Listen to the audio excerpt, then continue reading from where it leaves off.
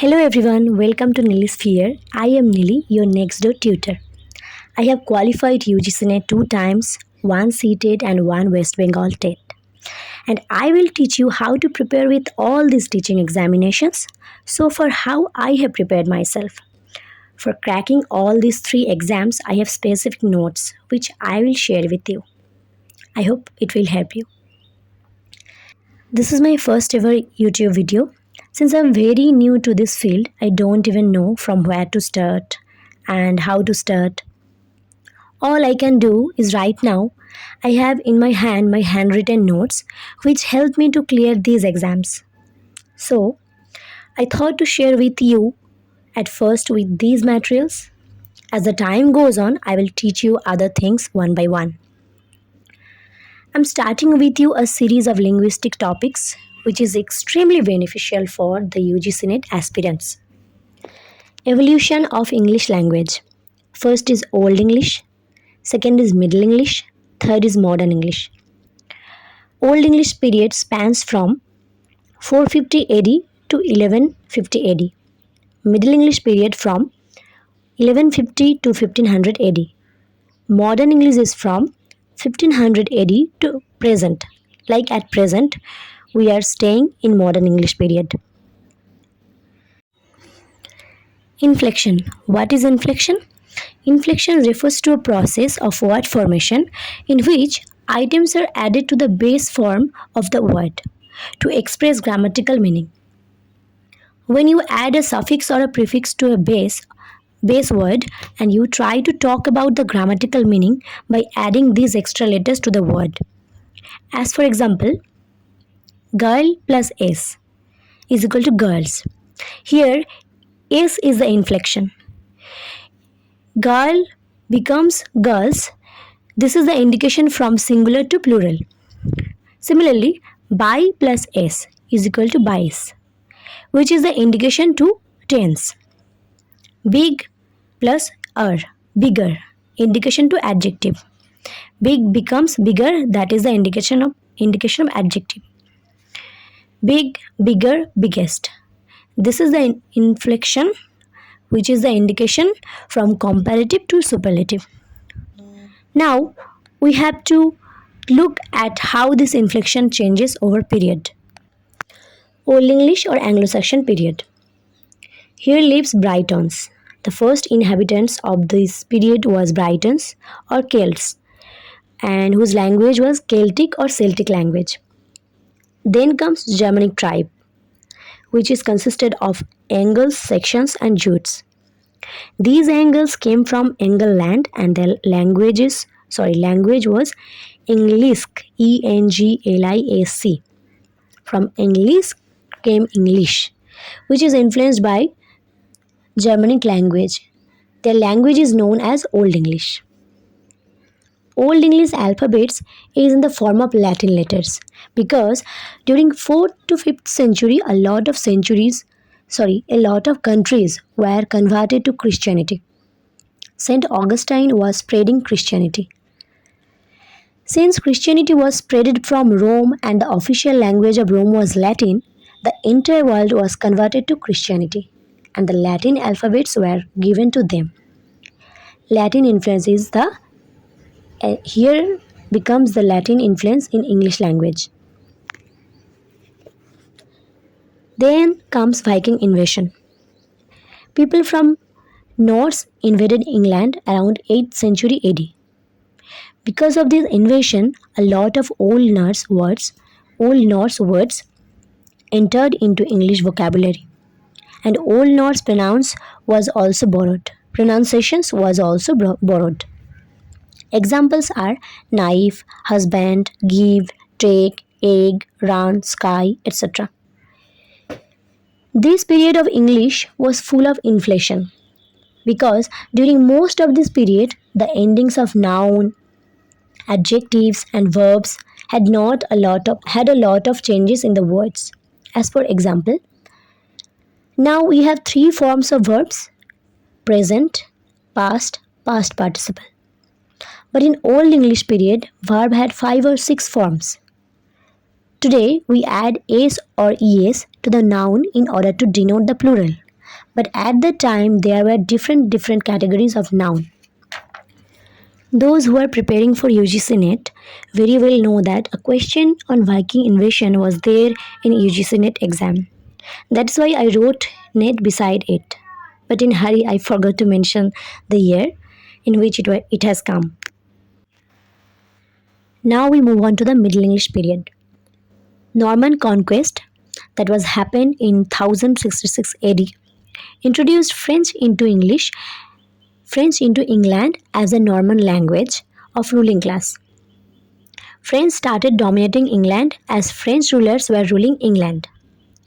1066 to 1200 AD, this is the period of Anglo-Norman period.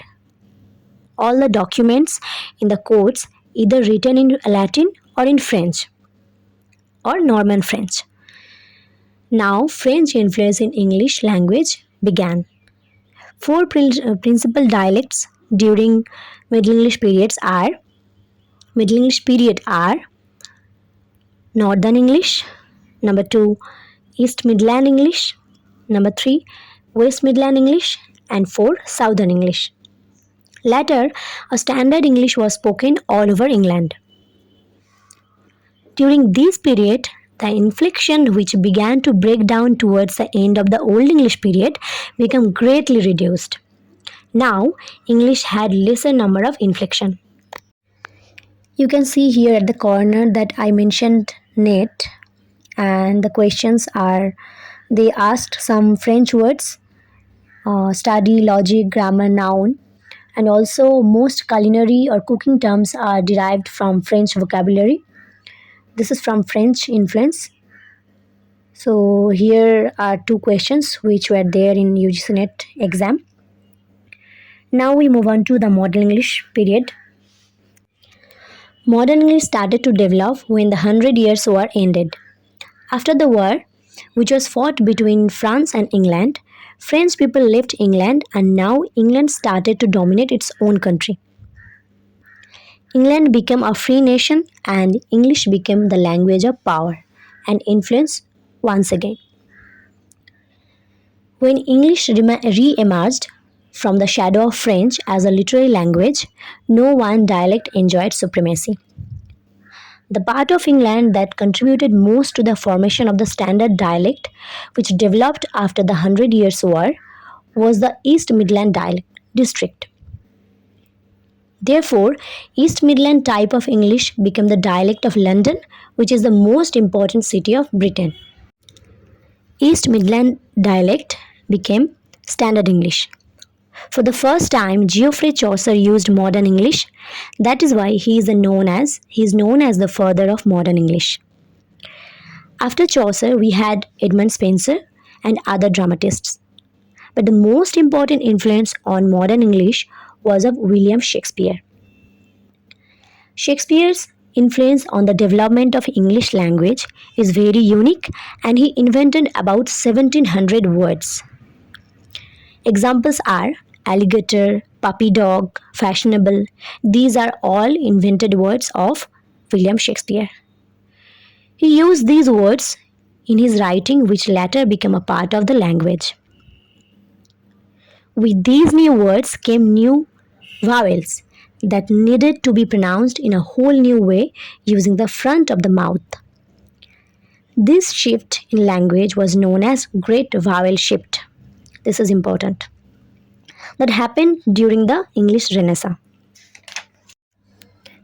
Invention of printing. In this age, printing press were invented, and because of this invention, books became cheaper and more people learned to read. Printing also brought standardization to English because when a book is printed, one kind of dialect was written. So, spelling and grammar became fixed. Dialect of London, which is the East Midland dialect, became supreme. Most of the publishing houses were establishing their own branches so that they can produce more and more books. From around 1600, English colonization of North America started, because of which another type of English evolved, which is American English. When the influence of Britain started to be seen in North America, people started speaking English in North America. And that kind of English which was spoken in America was known as American English. So, colonization had a great impact on the globalization of English language. People from different colonies started speaking English. Then, the advancement of technology and the Industrial Revolution began around 1760. Between 1760 to 1840, new words began to emerge. Industrial Revolution created new means to transportation like steamships and trains. This means that people were able to travel much farther than before and they were able to experience different cultures and dialects. Almost half of the scientific and technological outputs between 1750 to 1900 were written in English, exposing more people to English language than ever before. Today, 375 million people across globe speak English and more than 50 countries have English either as their official language or as their primary language. And the most amazing thing is that it is still evolving from the development of local dialects. As slangs in countries like US, South America, New Zealand, and cities like New York, Oxford, Singapore. New technical words, new vocabularies is always introduced, and English is in a constant state of flux. By the time English language entered modern English, its development was still continuing, and the original inflection system disappeared entirely. For this reason, the period is described as the period of lost inflections. In modern English, there are just a few inflections left. Example are is animesh, pen, or diary. In the net, there is a question. In Old English, we use different words in place of subject, direct object, and indirect object. But in modern English, we use same word in all three places. Modern English has lost its highly developed inflectional system. Words word order has become relatively fixed. Here I made a mind map which shows the languages of Celts, Romans, Anglo-Saxons, Jutes, Vikings, Normans, French, Great Vowel Shift, English Renaissance, in international trade, industrial revolution, colonization, technology, jargon or slang. Okay, so here is another question which has came in the NEET exam. That were the Indo-European language. What are the Indo-European languages? English, German, Scandinavian. I guess we all read about it in our honors course. So that is it for today's video.